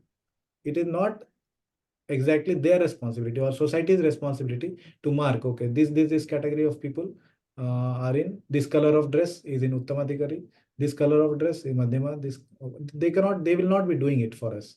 So it's our responsibility that we put faith as the Shastras are guiding us, that this person having these qualities, like earlier I mentioned, okay, who is at Nishtha? Madhur Kadamini describes, okay, he doesn't have indifference for bhakti related aspects. He doesn't have distraction while doing chanting, reading, hearing, and he is not having sleepiness in the acts of kirtana, japa, or shavana. So many aspects are described about such a person who is at the stage of Nishtha. Who is at the stage of Bhava? That's described, okay, he is having humility, he is having no tendency to waste time. So qualities are described. The external aspects of a person are described in the Shastra, how we can identify him. based on the external aspect described, we can put that amount of faith. Okay, so then we will be having lesser chance of our faith getting harmed. Okay, so And Prabhuji, just one more point on this crooked mentality. If somebody is crooked, how is he able to still perform devotional service? because if faith is pure, no, means see, crooked is the first type you are saying, I think, means which we explained pre-meditation first type, Yes, where yes, he is yes, considering Prabhuji. that I can do sinful activity by on the strength of the holy name, basically seventh offense you are saying. Yeah, so Yes, yes. so that we are not supposed to judge first of all that person. Okay, whether he is doing it out of crookedness or not, we generally give benefit of doubt. Okay, so Chetan Charanpur says that very nice statement. He says that can be two kinds of vision we can have towards a person. We can always be doubtful about the person until unless he does something very faithful thing, or we can be always be faithful about that person unless he does something very doubtful thing. Okay, so we can have second type of mentality. We can always be having good faith in that person. Okay, until unless it's like very shaking for us. So that's for others. And when it comes to ourselves, we can understand I have some anartha, whether I have put it in the category that I want to give it up, or whether I have kept it in the category that I want to fulfill it, I want to do it again. Okay, then we can identify ourselves. Okay. Prabhuji, Does that answer? when it comes to ourselves, suppose if somebody is having that crooked mentality, how to give it up then? By performing devotional services only? Yeah, correct. For that only. Yeah, so Bhaktivinoda in this says, Prayashittam tu na uchitam. For a devotee who is doing bhaktis, he has faith in bhakti. For them, Guru Goswami has said, Prayashittam tu na uchitam. If they have committed some abominable activity, Prayaschitta is not to be done. Then what should be done? Bhakti only is the way by which one can do Prayaschitta. So for a devotee, he can just continue doing bhakti. Even if the mentality he may have that, okay, I may want to keep this sinful activity doing again, even if the mind is forcing like that, but still he can pray to Krishna, please give me the strength that I come to the level that I want to give it up. Okay, at least whether I give it up, that is different thing, but at least I put it in the category that I want to give it up. So that will happen by bhakti only. Okay, Prabhuji. So here, those people are not come into this category of crooked mentality who purposefully come into devotion. I mean, I don't know. I've not seen somebody like that. But what I don't know why this is again and again. Maybe the word is like that. Crooked means I feel that who's having this tendency of just committing the bad activities in the name or in the guise of a devotee. Yeah, generally devotees are not like that.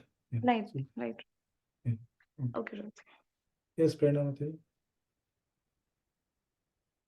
Prabhuji, each one of us is under the three modes of material nature. Each one of us is going to commit offenses because we are conditioned so. We are core defects. So why we should judge others? Why don't we see that they are also the part and parcel of the Lord? They may or may not be devotee. They might be having Agya Sukriti in this lifetime. Why will only this verse to be considered in case of devotees only? Why should not we apply this for each and every living entity? Will it help us to uplift our consciousness of seeing faults in others? That is my first question. And another is that when No, one by one we'll answer. Okay. We'll try to answer. I will forget first only. Yeah, actually, yeah, what you are saying is good. It's very positive mentality. Yeah, but we have to see that verse is mentioning doing bhajan, bhajate mam anya bhak, whether that person is doing that. Like, because every person in the world may not be doing bhajan of the Lord. He may be doing some other activity, basically. So this specifically, this verse, Krishna is speaking about those person who is doing his bhajan but has some contamination. So in that way, we can understand. But as you said, that is also told in our Shastra that one should not be disrespectful. This is one of the limbs of bhakti. 64 limbs are there. One of them, Rupa Goswami describes that one should not be disrespectful or harmful to any living entity because there is Paramatma in everyone. So that is a general principle. But when it comes to consider everyone as a sadhu, we don't consider everyone as a sadhu or a devotee until unless he has bhajan for the Lord. that is the answer. Is it okay? And Guru Maharaj says that we see outside what we have inside. Like we all have anarthas, so we are able to see them outside. That means when I say that, oh, this person is envious of me, I have envy inside me, therefore I am able to see that outside. So applying this principle in our life will help us to overcome our anarthas to some extent. Yeah, I think answer is there in your question only. No need to answer. Yeah, you quoted Maharaj only. So yeah, it should help. But we have to understand, Mataji, one thing. We may tell this statement to say something, convey something, that is good. But we have to also understand this is not that we can say in every aspect of life. Okay, wherever we see somebody explaining something, like suppose Srimad Bhagavatam, somebody is explaining a concept that okay, such and such person, he had some bad conduct, and then he rectified it like this. So basically, Bhaktivinoda Thakur explains that a guru can tell his disciple that such a such person had bad conduct and he rectified like this, and then he became a good person. So there is a principle that a person who is taking the responsibility of a disciple can teach the disciple by giving negative examples. Okay, and speaking about bad things. So then we should not say this principle. No, you are seeing this in others because you have in others. You have in yourself. Sorry. So this principle should not be applied universally. Like somebody is my suhrit or my a person who has good heart for me. Okay, if he is saying me that okay, actually this is something bad, this should be rectified. So I should not say no, no, no. You have in yourself. That's why you are telling me.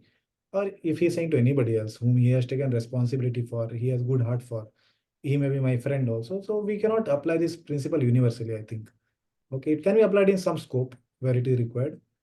Okay, and It we should can be apply. applied for ourselves, no, Prabhuji.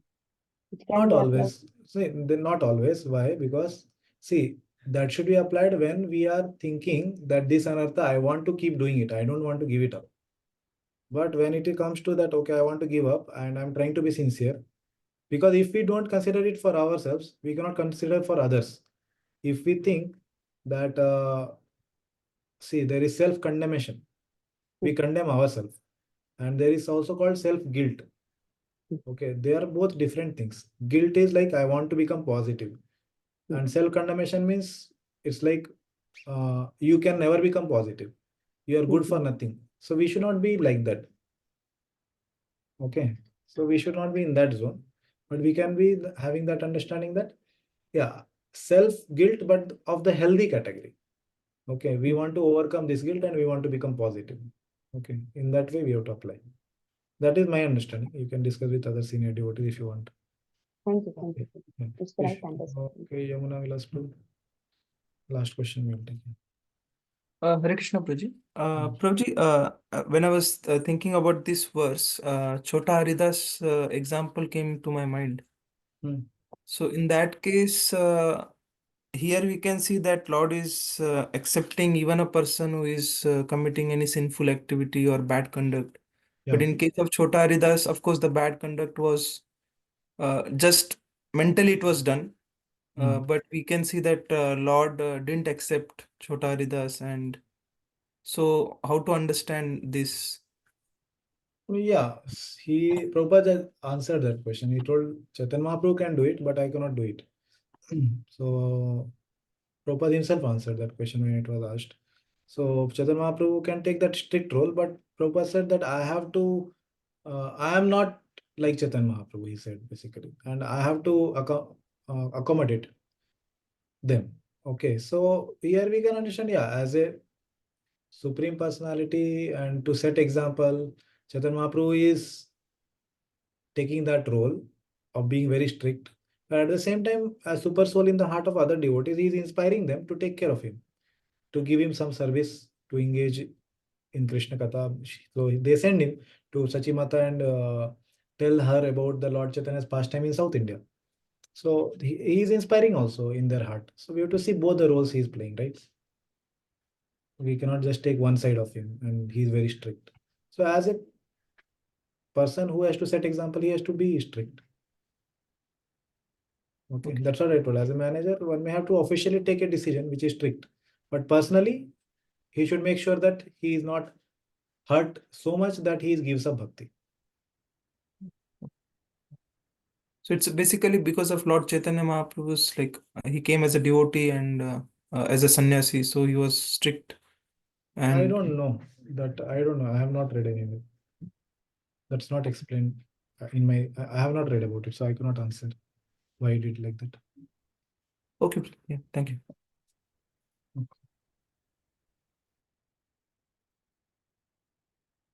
Okay, we'll go to next shloka.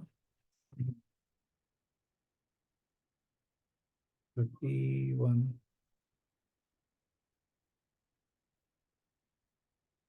Let's see how much we can discuss.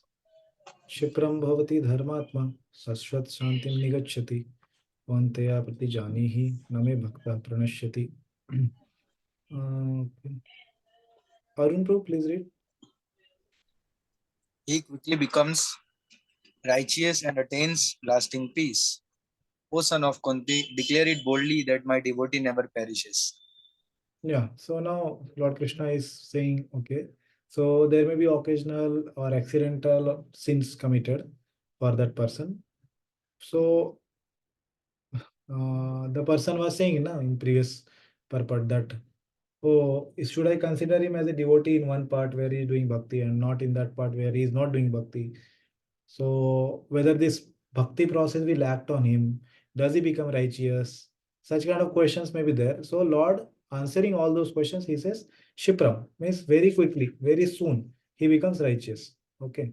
So that is the answer Lord is giving. Will he become righteous? Whether the path of bhakti is going to accommodate him, whether he is going to become a pure devotee. Lord says, yes, he will become. How? When? Shipram. Very quickly, he will become. Shipram bhavati. And this bhavati is which tense? This is present tense actually. This is not future. Bhavishyati nahi bola. Bhavati means it is present tense. That will come in the commentary. He already become. Like that Lord is saying. Very quickly he has become Dharmatma. Like that he's saying. Yeah. The exact translation would be very quickly he has become. He will become, that won't be the exact translation. Okay. So Dharmatma, Shashvat Shantim Nigacchati. And he attains eternal peace. Shashvat. Where is that? Shashvat Shantim, lasting peace. Nigacchati. He attains. Nigacchati, this word ni means complete. Nitaram, that will be coming in the shloka. He attains complete peace for eternality. Like that it says. And then he is saying, Kaunteya, O Kunti Putra, you declare it. What you should declare? Patijanihi, declare. You should declare this statement. Name Bhaktaha Pranashyati. So this person who did abominable action, Lord is calling him what? Bhakta. Name Bhaktaha Pranashyati. My devotee will not perish. Okay, that will be explained here. Now. Yeah, please read. How can you, Srila Vishwanath Chakravarti Thakur, Hmm. how can you accept the worship of such a sinful person? Hmm. How can you eat the food and drink offered by a heart contaminated with lust and anger? Hmm. Very quickly he becomes righteous. So these are the questions which are told. And here the Lord answering. Yeah. Very quickly he becomes righteous. The present is used and not the future to express the fact that having committed sin, by remembering the Lord, he becomes repentant and thus very quickly becomes righteous. Oh, how fortunate I am! There is no one as low as I, bringing bad name to the devotees. Repeatedly, Sashwat, he feels completely Ni for Nitaram, disgust, Shantim for those actions. Yeah. So what is his attitude? He is not having a crooked attitude. He is thinking like this, oh, how unfortunate I am. I am breaking something like black spot on the moon. I'm bringing some black spot on the society of devotees. Okay. So he thinks like that. There is no one as low as me. This is the mentality. And this is for us to understand about any person who is there in the devotee community who may be accidentally committing some sin. Okay. So we should see in this way. And for ourselves also, that we should have faith that, okay, I may be addicted to something as of now, but I want to give it up, and bhakti will surely uplift me like that. Okay. So it's both faith giving to us and for understanding how the bhakti is acting on others. Because if we think bhakti cannot act on others because they are so fallen, then bhakti will not act on us also. Understanding this principle. See, if we don't have bhakti has the potency to act on that person, then we don't have faith in the path of bhakti at all. Then how will that bhakti act on ourselves? So somebody is guiding others. Suppose he thinks, oh, this person is so fallen. Actually, he always keep committing some bad activity. Bhakti is not acting on him. So bhakti is not acting not only on him. Bhakti is not acting on this person also, because he never had faith in bhakti. Okay, that we have to understand. Yeah. Or the use of the present tense can indicate that in the future he will develop righteousness fully. But even right now it exists in a subtle form. Yeah, so this subtle form is in his faith. Basically, his Shraddha is pure, he's saying.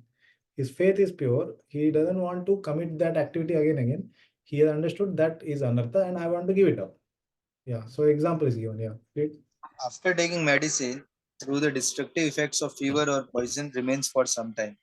It is not considered seriously. Yeah, so somebody is having 102 fever.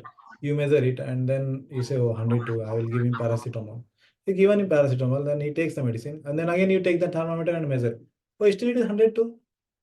Whether this medicine is working or not. No, you have to understand how the medicine works. You have not understood the science of this medicine, how it works. It takes at least half an hour for the medicine to get its effect. Okay. So in similarly, path of bhakti, the destruction of anarthas happen gradually. That is called anarth nivritti basically. And Vishwanath Chakravarti gradually. Vishwanath Chakravarti explains this in 5 stages it happens. Okay. Ekdeshvartini, like 10-20% is destroyed first, and then Bahudeshvartini, by the time one comes to Nishtha, then almost like 75, 65% is destroyed. Then Prayaki, 75% is destroyed by the time one comes to Asakti. And then it's explained 100% is destroyed by the time one comes to Bhava. And then more than 100% that it will never come back is destroyed when the stage of Prema is reached. So that 5 stages he describes. This all happens in stages. So one can never say that, oh, by doing one activity or one day bhakti, I will remove all the anarthas. It's not going to happen. Okay. So at the end, I will show that chart that gradually it happens. Somebody can remind me. Yeah. Continue. Thus, with the entrance of bhakti in his mind, the sinful actions are not taken seriously. And the traces of sin, such as lust and anger, should be considered insignificant, like the biting of a toothless snake. Thus, he attains nigachati, complete cessation of lust and anger, shanti, permanently. In nigachati, ni stands for nitaram, completely. This means that even during this stage of having tendency to commit sin, he has a pure heart. See this here. He has a pure heart. Again, same thing he is told, telling that being right, even though it exists in a subtle form. So these all are indicating that he has a pure faith.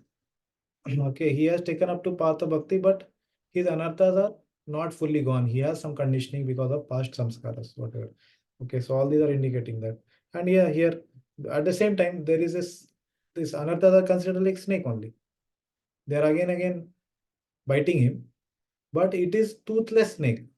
It's not like materialistic person who wants to commit it again. He has a goal only to commit it. But this person's anarthas are like toothless snake. So he won't have the effects of that anarthas, like Ajamila, somebody quoted. Ajamila was doing it again, even though his sins were destroyed, but they didn't have any effect. How we know? Because the Yamadutas could not touch him also. Like that. Yeah, read. If he eventually becomes righteous, there would be no argument. However, if a devotee is sinful right up till his death, what is his position? So yeah, see your previous slide what it said. The previous question was Where is it? See, here was the question. How can you eat the food or drink offered by a heart contaminated with lust and anger? And he is not yet pure, but Lord said, no, no, you should consider him pure in all his parts. So now the question is that, okay, he may be not free of sins for now, and later he may become. But what if he is not getting freed up of sins till death? Yeah, read the answer Lord gives. The Lord, affectionate to his devotees, then speaks loudly with a little anger, O son of Kunti, my devotee is not destroyed. At the time of death, he does not fall, but argues with harsh tongues, will not respect this. Arguers. Krishna then encourages the worried, lamenting Arjun, O Kaunteya, going to the squabbling assembly with a tumultuous sound of drums, throwing your hands in the air, you should fearless declare this. So yeah, so that question was asked. So what if he is not becoming pure? So here Lord is answering with anger. He is little angry. Why? Because, O son of Kunti, my devotee not destroyed is his conviction. And he is saying that he will not fall. Why? Because he is doing my bhajan. Okay, bhajate mam ananya bhak, and samyak vyavasita he has, and he is repenting at the same time. Okay, so that will quickly go away. Yeah. Declare what? Declare that my devotee, the devotee of the Supreme Lord, though committing sin, does not perish, but rather reaches success. Arguments defeated, pride deflated, they should undoubtedly respect you as a guru. This is Sridhar Swami's explanation. But why does the Lord order Arjun to declare this when he could do it himself? As he will say later, Mame Veshyasi Satyam Te Prati Jani Priyosi Me. I declare to you that you will truly come to me. You are very dear to me. In the same way, why does he not now say, I declare Kaunteya that my devotee does not perish? Yeah. So that's why he's saying declare, Arjuna, you should declare, by not, but not he himself. He is going to declare something later, but this he doesn't want to declare. So that he will say, yeah. The reason is explained here. The Lord considered as follows: being affectionate to my devotee and not tolerating even a slight degradation of my devotee, I will under all circumstances uphold the declaration made by my devotee. Whereas I can break my own promise and accept criticism of myself, just as breaking my own promise in fighting with Bhishma, I fulfilled Bhishma's promise. Thus, hearing a declaration from my mouth, the materialistic disputers will laugh, but they will accept Arjuna's declaration as if written on stone. Therefore, I will have Arjun make the declaration. So that's why he's saying, because I am affectionate to the devotee, so I will surely, under all circumstances, uphold the declaration, because it was made by my devotee. So that's why I am myself not making, because I may break my own promise. Yeah. And thus, one should not accept the statements of the falsely intelligent persons who, after hearing about Ananya Bhakti, even of the greatest sinner, think that this declaration made by the pure devotee cannot apply in cases where attachment to wife and children, sinful acts, lamentation, illusion, lust, anger, and other despicable qualities manifest. Yeah. So what one should not accept, that also Lord has told.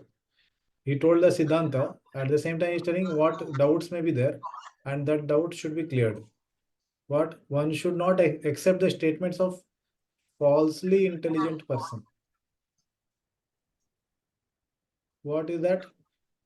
Who, after hearing about the Ananya Bhakti, Bhajite Mam Ananya Bhak, even of the greatest sinner, Sudurachar, think what these people, those are not intelligent, falsely intelligent, what they think, that this declaration made by the pure devotee cannot apply in all cases where attachment to whatever the sense objects are there, wife, children, sinful acts, lamentation, illusion, lust, anger, and other despicable qualities manifest. So one should not hear to such falsely intelligent person who think that these all cannot be purified by bhakti. Okay, so they are having false intelligence, because they will be eventually purified by bhakti. Okay, that is understanding. So that's what Lord is going to speak in the shlokas. 9.32 and 33. That how these are purified. Yeah, read this. Vidyabhushan. It is said, Na virato duscharita, na shanto na samahita, na shanto manaso vapi, pragyani nayanam apnuyat. He who has not given up evil deeds, who is not peaceful or in control of his senses or minds, cannot attain the Lord even through knowledge. How then can you consider them proper if the scriptures say that such sinful persons are averse to you? See, this is the opposition again. What they are saying? They are quoting a verse from the Katha Upanishad. Okay, they are also giving a reference. What reference they are giving? That who have not given up evil deeds. What will not happen? And what? Okay. Who is not peaceful, or he is not having control of his senses, or mind cannot, or mind, senses or mind, they are both are not in control. Cannot attain the Lord. They cannot attain the Lord, even through knowledge. Correct. But this 9.30 spoke opposite. You said no, he will quickly become righteous. Sorry, not 30, 31. He will quickly become righteous. This is opposing, right? So they are quoting from the Upanishad, Shruti Praman. So now they are asking based on this Praman, how can you consider them proper? If the scriptures are saying such sinful persons are averse to you, they cannot become devotees. So what is the answer Lord is giving? Yeah. That statement concerns persons whose very nature is sinful. Yeah, wait. The nature is sinful means what? They don't want to put it in the anartha bin. They have not considered is that it as anartha. They are thinking that I want to continue doing it because their very nature is sinful. But in this 9.30 and 31, who is the person explained? Their nature is doing bhakti. By nature, they want to do bhakti. Why? Because they have pure faith. This person's faith is not pure. It is contaminated. Okay. It is contaminated faith. Means he has faith that I should keep doing this. So if you hear any statement from scripture, anybody quotes you any statement, just don't think that, yeah, what he is telling is right only actually. Not every statement is right if quoted out of context. You understand what is context? Means discussion is something else. Like I told one statement, Arjuna is not pure devotee. So somebody may take that one statement cut out from the lecture and tell, oh yeah, Arjuna is not pure devotee. See, this Prabhuji doesn't know only. Arjuna is pure devotee. He is telling, yeah. No, it's not like that. What was statement spoken before? What was statement spoken after that? That all we have to consider. Arjuna is saying, Krishna is saying, Arjuna, you have skin disease. What is statement before, what is statement later, and what in what context it was spoken, and then what is Krishna's mentality in saying it? All that Acharya explained.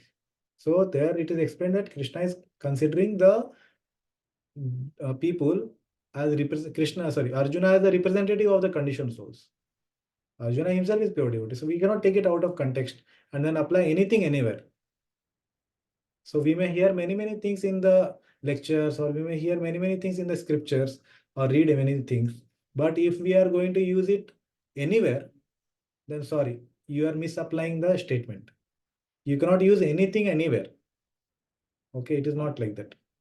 So we can only use the statement in the context. Okay, so that's why here Lord is explaining this is a statement for whom? Who don't have faith in bhakti.